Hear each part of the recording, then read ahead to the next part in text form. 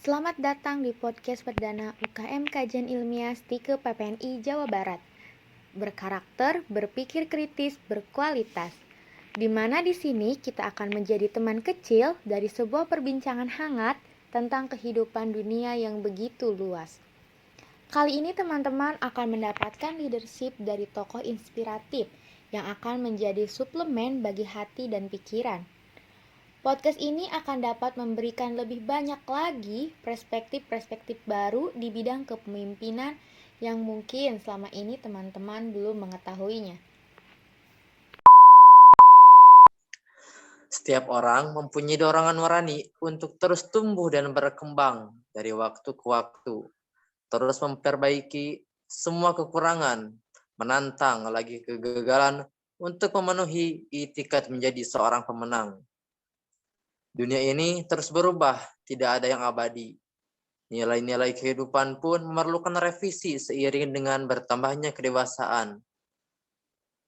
Hal yang sama berlaku untuk kehidupan seorang pemimpin.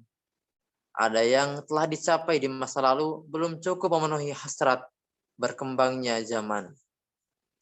Ada sebuah dorongan untuk terus-menerus memiliki tujuan dan sasaran-sasaran baru yang lebih menantang. Kepemimpinan harus relevan untuk menanggapi perkembangan zaman. Oke, izin memperkenalkan diri. Di sini saya Muhammad Iqbal Asidik sebagai host dan jabatan saya di UKI atau UKM Kajian Ilmiah sebagai divisi PKM. Baik, untuk membahas hal yang sangat amat konkret ini, kita tidak sendirian. Kita bersama dengan seorang tokoh yang sangat inspiratif, yaitu Presiden BEM dari Stike PPNI Jawa Barat, dengan nama Kang Ahmad Rian. Assalamualaikum Kang Ahmad.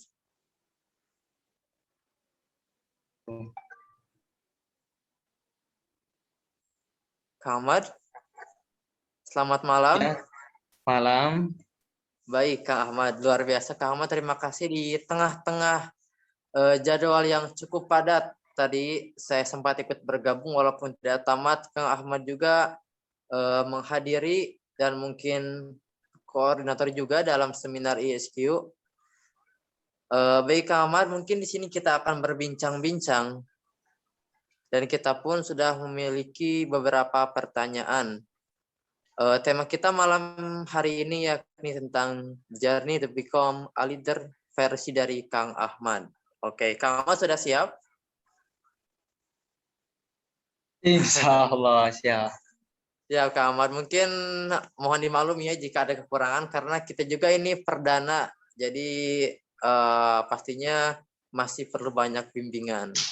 Oke, by the way ada beberapa pertanyaan nih, Kang Ahmad, dari teman-teman kita yang sudah mempersiapkan dan ikut berkontribusi dalam podcast ini. Baik, mungkin kita mulai aja ya Kang, ke pertanyaan yang pertama.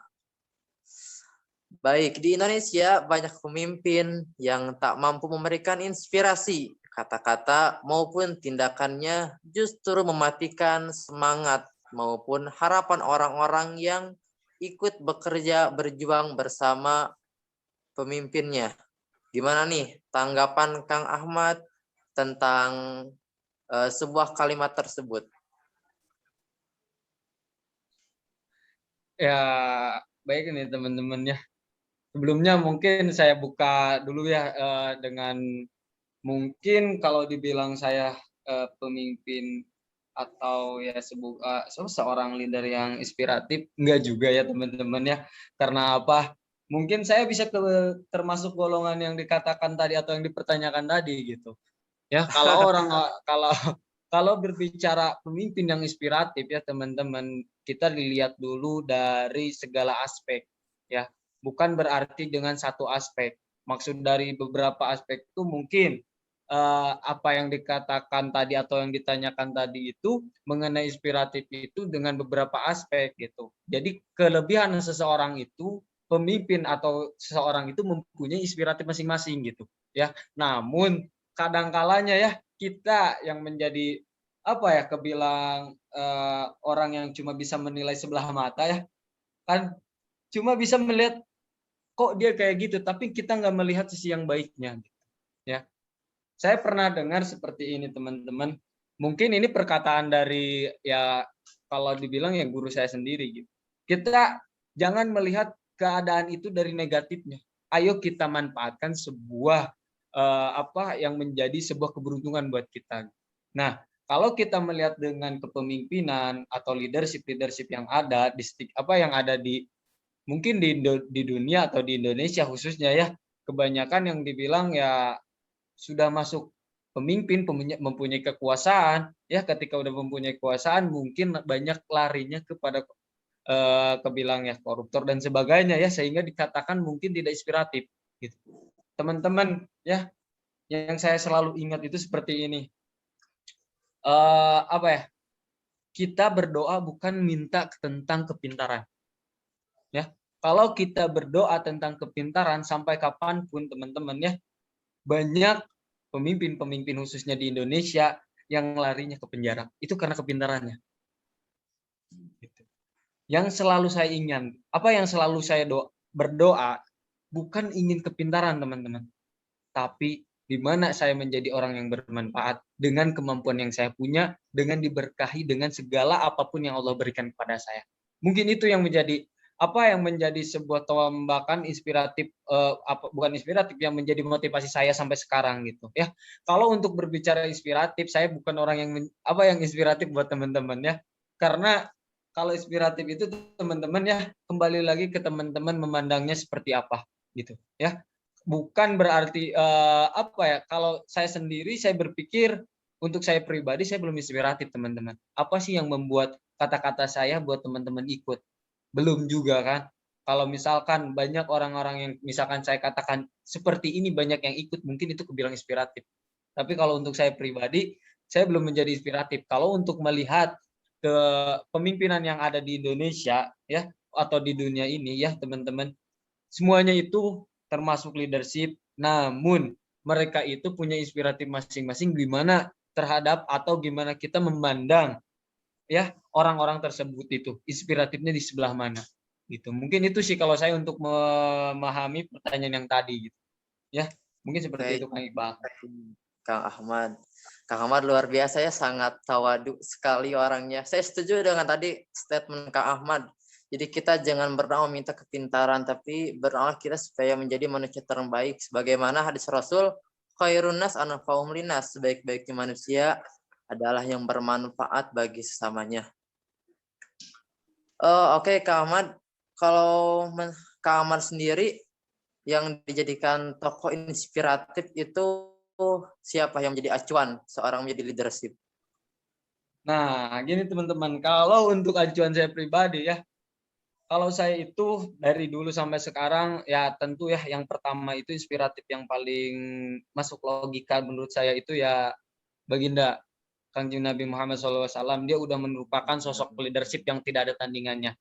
Itu yang mungkin kalau berbicara tentang tentang nilai-nilai keagamaan yang saya inspiratifkan tentang leadership gitu. Tapi untuk yang ada di bilang inspiratif saya itu yang pertama itu adalah sosok dari keluarga teman-teman yang menjadi pacuan saya ya. Setelah keluarga, dari berbagai macam pendidikan yang diberikan oleh keluarga, didikan buat saya satu persatu mungkin saya bisa memilih dan memilahnya ya, dari beberapa inspiratif, apalagi perjuangan dari seorang ya dari orang tua itu, dari mulai mungkin bisa dikatakan semakin kita menginjak jenjang perjuangan yang semakin tinggi di dalam dunia pendidikan teman-teman ya, yang saya alami mungkin dengan saya itu masih belum kebilang punya usaha dan apapun sendiri, yang masih cuma minta atau mengangkatkan tangan untuk meminta semuanya kepada orang tua teman-teman ya.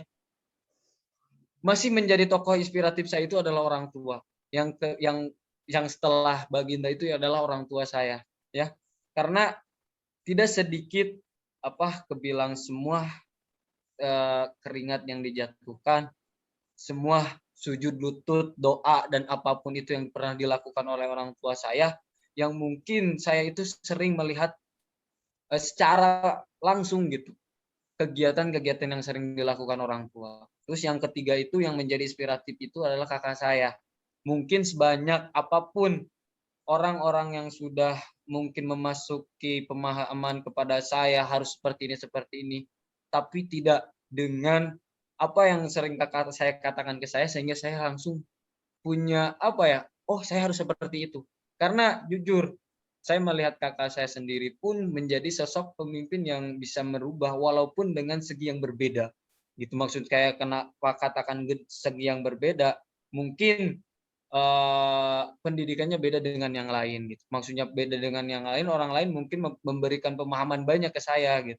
Tapi kakak saya tidak memberikan pemahaman, tapi memberikan sebuah pengalaman dan perjalanan gitu. Makanya inspiratif saya itu yang pertama baginda, yang kedua itu orang tua, mau ayah mau ibu, yang ketiga itu adalah kakak saya. Yang keempat itu tentu guru saya ya, yang sampai sekarang mungkin menjadi sebuah panutan saya itu adalah guru saya. Itu teman-teman. Mungkin seperti itu kan. Siap Kang Ahmad. Semoga kita semua bisa berbakti kepada orang-orang yang telah berjasa di hidup kita, yang paling terdekat, keluarga, dan juga guru yang telah mengajarkan mulai dari huruf A, Ba, mengajarkan kita mengeja. Semoga kita bisa selalu takliman wa takriman sehingga mendapatkan keberkahan dari guru-guru kita. Baik Ahmad, kita berlanjut kepada pertanyaan kedua tentang visi. Seorang pemimpin juga perlu untuk memiliki visi ke depan. Ia perlu menggunakan imajinasinya guna membayangkan apa yang ia ingin capai di masa depan bersama dengan organisasinya. Lalu bagaimana imajinasi Akang hari ini untuk kedepannya, khususnya di ranah BEM? Ya, teman-teman, kalau untuk saya, mungkin Kak Iqbal, untuk saya pribadi ya, untuk visi yang mungkin kebilang masih visi itu, yang saya tahu itu tidak bisa digapai selama satu masa periode untuk untuk di BEM gitu. Karena periode di BEM itu cuma 1 tahun teman-teman ya. Kalau dibilang visi itu ya minimal 20 tahun ke depan, ya 5 tahun ke depan gitu ya. Ini dengan mungkin imajinasi saya untuk anak-anak BEM ya. Visi saya teman-teman, mereka itu bisa menjadi orang-orang yang pertama itu mungkin kebilang produktif ya, dari segala apapun mereka harus produktif ya, terus menjadi sebuah kepercayaan khususnya buat teman-teman yang ada di Stikep sendiri, dan mungkin dari akademik itu harus mempunyai kepercayaan khususnya kepada anak-anak BEM gitu. Tentu harapan saya sih untuk visi saya ingin menjadikan badan eksekutif mahasiswa ini yang terintegritas dalam hal bekerjanya gitu, mendapatkan kepercayaan dalam bekerjanya.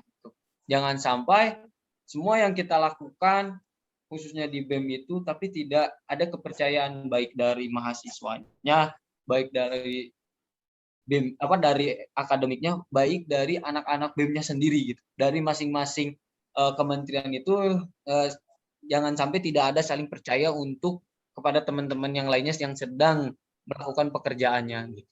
Itu sih yang menjadi visi saya gitu. Mereka itu harus ya kebilang produktif ya harus produktif gitu. Mereka harus bekerja ya harus bekerja gitu. Tapi dengan kerjaannya itu dapat dipercaya, jangan sampai kerja capek, kerja lelah, kerja ikhlas tapi tanpa ada kepercayaan. Mungkin itu bukan lagi kebilang ranahnya sebuah kepemimpinan gitu. Yang pernah saya baca dengan kutipan dalam buku itu, bahwa modal pertama seorang leadership itu adalah kepercayaan. Mungkin itu sih. Oke, memang kepercayaan adalah modal yang sangat besar. Banyak di luar sana orang yang sukses khususnya di bidang bisnis ya, kalau kita berbicara sebuah bisnis, banyak orang yang berbisnis tanpa modal sedikit pun, hanya bermodal sebuah kepercayaan. Dia bisa mengelola aset bermiliaran bahkan triliunan. Itu jika di bidang bisnis. Adapun di bidang kepemimpinan atau leadership sama seperti itu. Seorang pemimpin di Indonesia khususnya, contohnya presiden, merupakan hasil dari pemilu yang merupakan suara rakyat. Mereka dipilih sesuai hati nurani rakyat yang diadakan sebuah event, suaranya itu di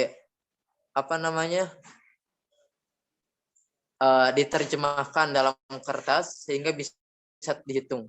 Dan memang kepercayaan ini harus selalu dijaga dan tentunya harus selalu dilatih karena tidak ada seorang pun yang lahir dengan kemampuan yang handal, diantaranya dapat ya. Menanggapi tadi Kang Ahmad bisa anggotanya bisa menjadi seorang yang produktif dan bekerja bisa dipercaya, berikut kerjanya itu berkualitas, jadi bisa dipakai manfaatnya oleh orang banyak. Lalu Kang Ahmad sendiri memantau seperti apa, apalagi sekarang kan kita di masa pandemi, tidak bertatap muka langsung. Yang saya rasakan gitu Kang ya, di beberapa organisasi, contohnya jika kita akan rapat atau mengadakan acara seperti ini, itu terkadang sulit untuk mengumpulkan anggota kita. Itu bagaimana Kang kalau cara Akang mengatasi masalah tersebut? Nah, kalau saya pribadi sih seperti ini teman-teman, karena saya itu punya prinsip seperti ini. Kalau saya menjadi seorang pemimpin pun, saya tidak bisa mengekang. Tapi ada aturan, tapi nggak bisa mengekang. Gitu. Jadi, saya itu serahkan lagi kepada mereka. Ketika mereka ingin ikut, ya silakan. Kalau nggak ikut, mungkin dengan beberapa konsekuensi. Gitu. Karena kalau menurut saya, apalagi di pandemi, ya seperti ini, kita terus memaksa, jadi mereka itu bukan malah berpikir kalau kita semakin terus memaksa gitu. Jadi yang menjadi patokan saya itu untuk mengatur mereka ketika pandemik itu, yang terpenting itu orang yang mau berjuang bersama saya, ayo kita sama-sama lakukan itu. Tapi ketika mereka nggak mau berjuang dengan saya, mungkin saya akan buka apa sih yang menjadi nggak maunya gitu. Saya selalu buka kata-kata untuk mungkin mereka itu punya jalan masing-masing bagaimana menyikapinya. Jadi emang sulit ya ketika kita berbicara pandemi seperti ini gitu, apalagi dengan keadaan mereka semua itu di kebilang kampungnya masing-masing, dengan keadaan sinyal atau itu seadanya gitu. Ketika rapat tiba-tiba ada kesalahan, kegagalan koneksi dan sebagainya, sehingga rapatnya juga nggak kondusif dan sebagainya. Yang menjadi patokan saya untuk mereka atau untuk mengontrol mereka itu, kadang saya melalui WA group, karena masing-masing kementerian punya masing-masing grupnya. Kadang saya itu ke WA group tersebut untuk mengatakan proker apa nih yang belum. Ayo teman-teman kita kerja sama-sama gitu. Saya nggak pernah memaksa mereka. Mungkin di sini ada juga teman-teman BEM yang lainnya yang mungkin mendengarkan. Saya nggak pernah memaksa mereka, tapi cuma saya bilang teman-teman saling bantu. Ayo teman-teman kita membuat suatu proker supaya kita menjadi produktif. Ya, kalau sampai sekarang pun yang menurut saya itu, saya nggak pernah memaksa teman-teman saya gitu. Yang mau ayo, yang nggak mau kenapa gitu. Karena mereka itu udah punya tanggung jawab dan mereka itu udah pernah mengangkat ikrar sesuai dengan yang udah diatur, sesuai dengan prosedurnya. Mereka itu udah angkat sumpah dan sebagainya. Gitu. Cuma saya mengingatkan, apabila mereka tidak ikut, kemungkinan mereka melanggar apa yang udah kita aturkan. Mungkin seperti itu Kang Iqbal. Tapi untuk follow up dan controlling itu, saya selalu kadang individu, kadang saya melalui grup, ya, kadang saya juga melalui grup besar di BEM-nya. Gitu. Mungkin seperti itu. Oke, siap Kang Ahmad. Memang menggerakkan seseorang itu sangat mudah gampang. Kalau yang saya rasakan itu menggerakkan seorang itu ada dua faktor. Yang pertama, dengan cara kekerasan mereka akan nurut, namun tadi yang disinggung Kak Ahmad, ketika seorang disuruh dengan paksaan, ketika bekerja akan tidak rileks atau nyaman. Dan yang kedua adalah sesuatu yang menjadikan kita sebagai sebuah keluarga. Kita memberikan suri tauladan. Jadi ketika kita menginstruksikan sesuatu, mereka akan terpanggil. Namun ini merupakan sebuah proses yang cukup panjang. Lalu Kak Ahmad, apakah Kak Ahmad setuju dengan ungkapan bahwa organisasi adalah sebuah refleksi dari pemimpinnya? Ya, kalau saya sih setuju, teman-teman. Kenapa saya mengatakan setuju? Karena organisasi itu butuh kepala. Ya. Karena organisasi itu wadahnya organisasi, tapi pemimpin itu adalah kepalanya. Ketika kepalanya baik, kemungkinan organisasi itu akan baik. Ketika kepalanya itu jahat, kemungkinan organisasi itu akan jahat.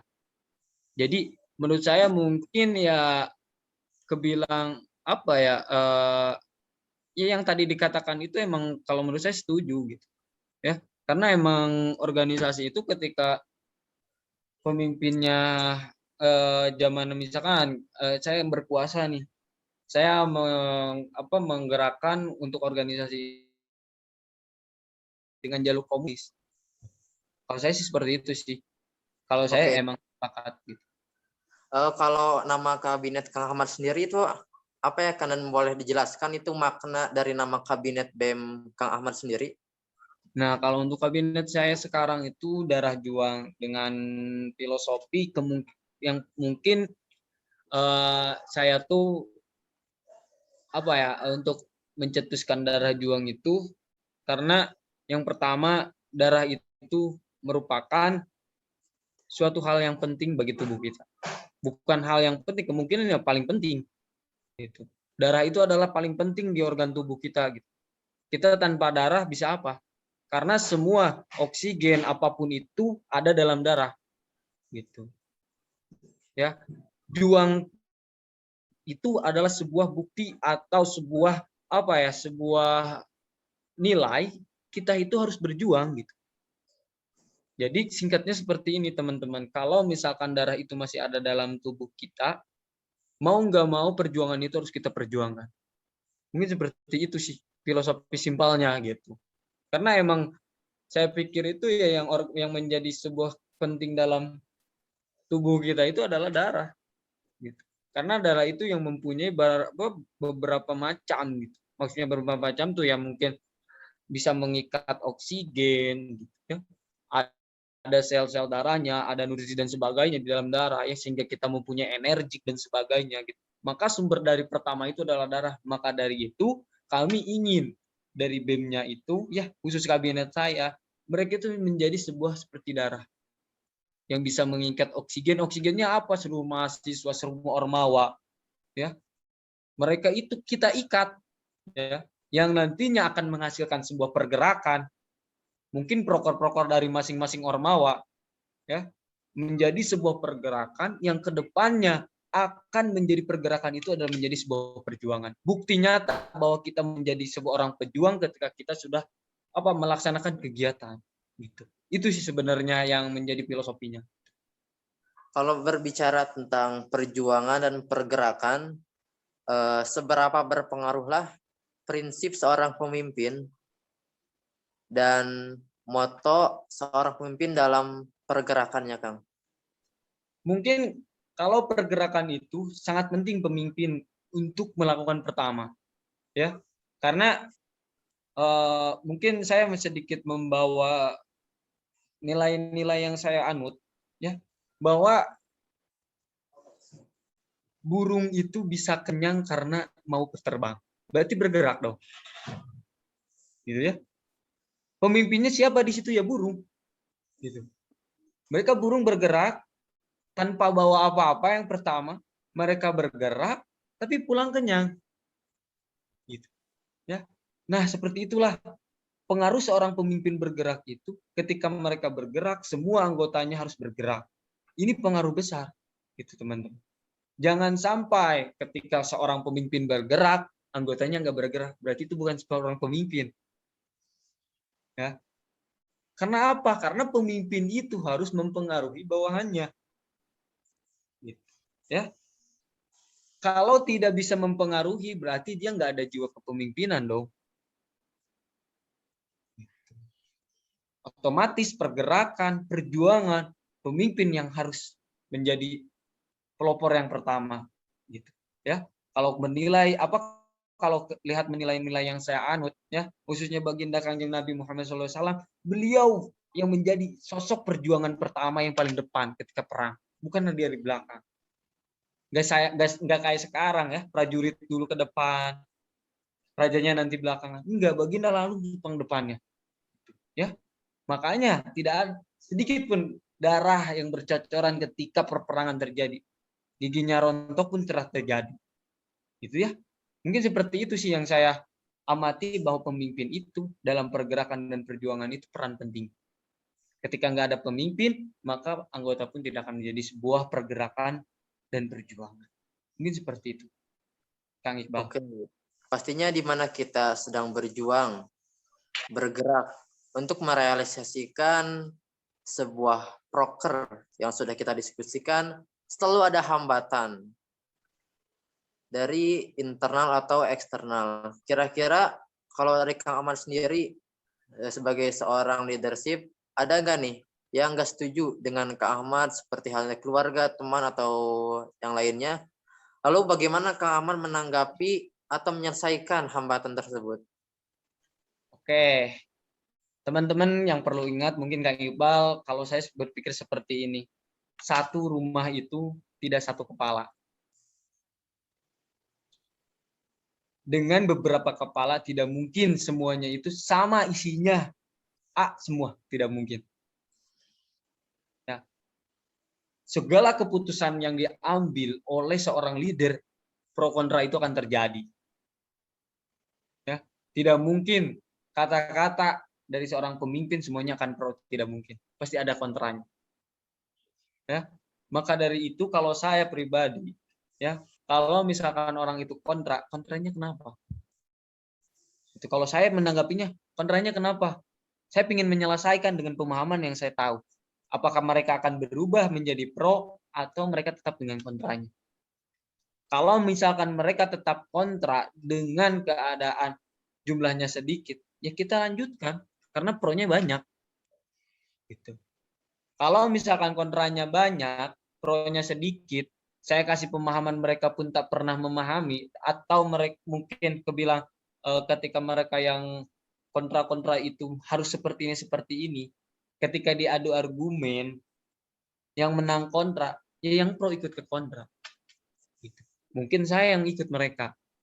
Mungkin mereka lebih benar dengan analisisnya seperti ini, manajemennya seperti ini, masukan dan pengeluarannya seperti ini, sarana prasarannya seperti ini, ya.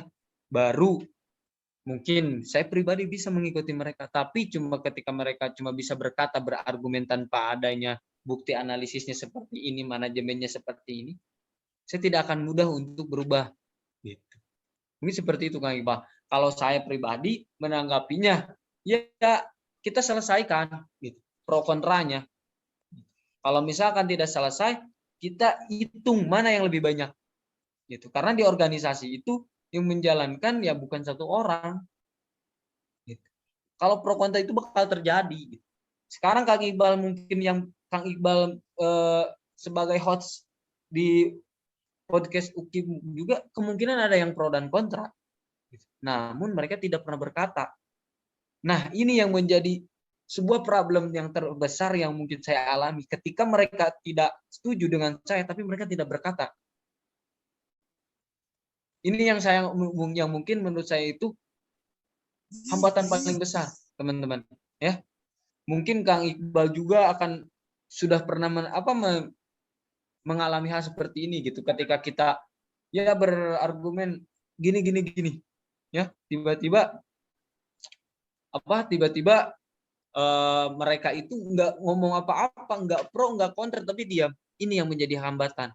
Ya, tapi ketika mereka berkatakan, saya setuju, karena ini, saya tidak setuju karena ini, itu yang akan cepat selesai. Tapi ketika mereka cuma diam, tidak akan cepat selesai. Bahkan ini akan menjadi sebuah ancaman ketika kita menjalankan sebuah prokernya sudah terjalankan, ketika ada kesalahan baru mereka berbicara. Kalau menurut saya bukan kayak gini. Nah, itu yang yang menurut saya menjadi hambatan besar yang sekarang saya alami itu seperti itu, teman. Ya, mungkin gitu Kang Iqbal. Oke, memang tadi saya singgung juga gampang-gampang susah dalam menggabungkan atau mensatukan orang-orang di organisasi. Mungkin yang dialami Kang Ahmad sekarang yakni adanya seseorang yang tidak setuju dalam sebuah keputusan, namun seorang itu diam saja seperti halnya setuju, namun hakikatnya tidak. Kalau pendekatan Kang Ahmad sendiri terhadap orang yang seperti itu gimana tuh Kang? Kalau saya pribadi untuk pendekatan itu, kalau untuk sekarang online ya, kalau online itu ya saya masih bilang ya chat, kadang kita nanya-nanya ya. Kalau saya sih orangnya nggak bisa to the point ya. Kalau misalkan permasalahannya seperti itu, orangnya seperti itu, saya nggak bisa langsung. Saya harus berkelana dulu ya, mencari apa yang harus dibahas dulu, baru nanti masuk ke titik poinnya tersebut gitu. Kalau saya, kalau untuk online, kalau offline itu mungkin yang udah pernah ketemu dengan saya tuh ya kalau ketemu langsung suka ya kebilang pendekatan saya itu so kenal, so akrab gitu ya. Padahal ya belum kenal juga gitu ya. Terus saya orangnya nggak pernah serius, maksudnya kelihatannya nggak pernah serius gitu ya. Tapi di balik kenyataannya saya kadang serius juga gitu. Mungkin Kang Iqbal, teman-teman yang lain yang hadir di sini pun pernah melihat ketika saya ketemu langsung itu kadang ya si Kang Ahmad mah kok canda terus gitu. Katanya Presma tapi canda terus gitu. Ya. Karena saya nggak bisa kebilang bukan nggak bisa tegas teman-teman. Nggak bisa, kalau saya itu tegas sama marah tuh hampir sama kalau saya. Makanya saya jarang gitu untuk melakukan itu gitu. Karena takut saya tegas dianggap marah gitu. Itu sih kalau saya, pendekatan saya itu kalau offline itu ya kita ngopi, kita ngobrol, kita diskusi. Kalau offline, kalau online kadang kayak chat lewat WA, kalau enggak telepon, kalau enggak telepon kadang saya video callan juga gitu. Untuk menyelesaikan masalahnya sih seperti itu kalau saya. Oke Kang Ahmad, mungkin ini pertanyaan terakhir yang tersedia dari kru podcast malam hari ini. Hal apa nih Kang yang paling penting untuk dipegang ketika melangkah untuk menggapai apa yang kita inginkan menurut Kang Ahmad? Kalau saya pribadi ya, yang saya menjadi pegangan untuk menyukseskan semua itu tentunya nilai-nilai spiritual yang pertama. Kalau saya pribadi ya, dari segala apapun itu yang sudah menjadi didikan saya dari orang tua saya ya, jangan lupa sholat 5 waktu, itu udah jelas teman-teman, itulah pegangan hidup saya ya. Jangan pernah lepaskan, apalagi ya meninggalkan sholat 5 waktu.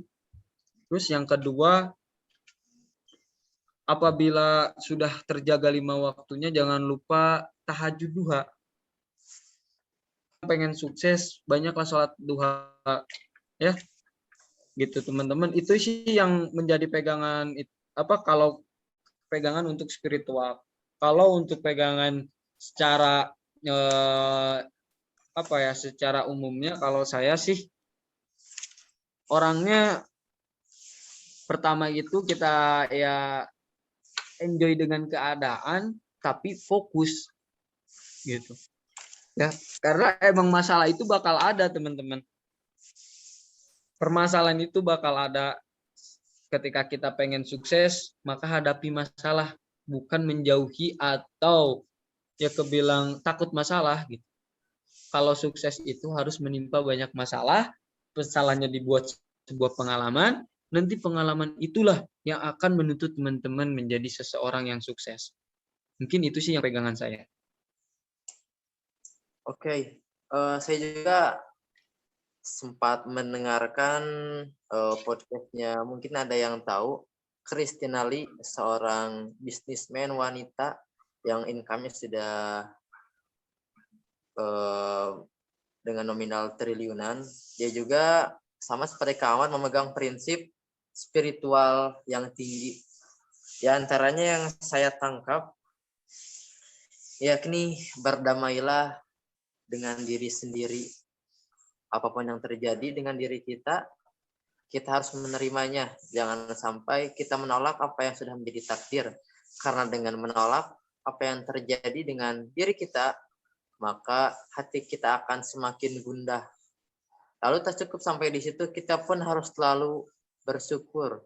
Karena dengan bersyukur, kita akan merasa cukup. Mungkin sudah banyak yang tahu juga firman Allah, barang siapa yang bersyukur, maka nikmatnya akan ditambah dan ditambah. Dan barang siapa yang tidak bersyukur, maka ingatlah azabku sangat pedih, kata Allah Subhanahu wa Ta'ala. Dan yang ketiga itu, tadi sudah disinggung sama Kang Ahmad, selalu berdoa. Karena berdoa itu pasti diijabah, namun diijabahnya itu ada yang dibelokkan atau tidak langsung dikabul. Di antaranya dibelokkan yang asalnya kita harus celaka, kena musibah, akhirnya kita selamat dari malapetaka tersebut. Lalu ada juga dikarenakan kita mempunyai dosa yang cukup banyak, akhirnya doa kita menjadi penghapus dosa kita karena menghapus dosa kita. Dan yang terakhir, bersedekahlah. Mungkin ada yang tahu juga dengan channel YouTube-nya Success Before 13, sukses sebelum 30 tahun, Bapak Chandra Putra Negara. Dalam status IG-nya, dia mengirimkan sebuah gambar jika kita membantu orang 1/2. Maksudnya apa? Jika kita membantu orang dengan harapan akan mendapatkan lebih, maka kita akan mendapatkan sangat sedikit. Di situ dicantumkan 0,5. Lalu yang kedua, 1:1 sama dengan 1. Maksudnya jika kita membantu orang lain dengan harapan akan dibantu juga, maka akan kita dapatkan hanya 1.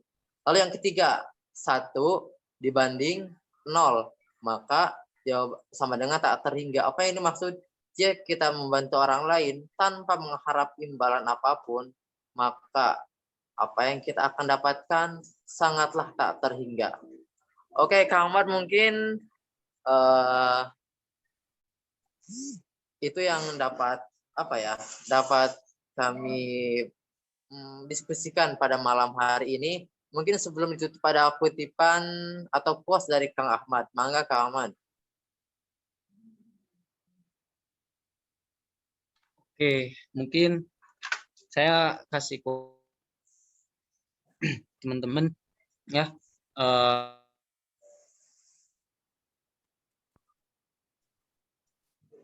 untuk lebih ke arah leadership ya mungkin ya. Oke, kalau untuk ke arah leadership teman-teman, pemimpin itu sejati. Pemimpin itu sejati teman-teman ya. Baik buruk seorang pemimpin itu kadang hanya penilaian orang lain. Kalau kita menjadi seorang pemimpinnya, kalau kita yang menilai pemimpin untuk diri kita sendiri, saya pesan, lakukan apa yang sesuai dengan otak, hati, pikiran, semua organ tubuh yang teman-teman punya. Jangan pernah pantang menyerah menjadi seorang pemimpin. Jangan pernah takut menjadi seorang pemimpin. Karena tugas kita di dunia 2. Abdullah Khalifah fil Ard. Mungkin itu. Terima kasih. Oke, terima kasih Kang Ahmad selaku Presiden Presiden BEM STIK PPNI Jawa Barat yang telah memberikan ilmunya atau kita sudah sharing pada malam hari ini dengan kesibukan beliau yang cukup padat. Baik teman-teman, mungkin perbincangan kita cukup di sini. Ada closing statement dari saya. Seringkali kita tidak mengenal diri kita lagi. Banyak sekali hal, banyak sekali ambisi. Kita seharusnya tidak lagi beraspirasi untuk menjadi luhur dan agung, namun justru menjadi semakin yakin dan bangga mengenai proses yang telah atau sedang kita jalani hari ini. Baik, saya Muhammad Iqbal Asyidik selaku host pada podcast malam hari ini. Pertama, berterima kasih kepada Ketua Panitia, Ketua UKI, dan Presiden BEM STIK PPNI Jawa Barat, dan mohon maaf bila ada salah kata dalam membimbing atau membawa podcast malam hari ini. Terima kasih. Akhirul kalam. Wallahul muwaffiq ila aqwamit thoriq. Wassalamualaikum warahmatullahi wabarakatuh. Waalaikumsalam warahmatullahi wabarakatuh.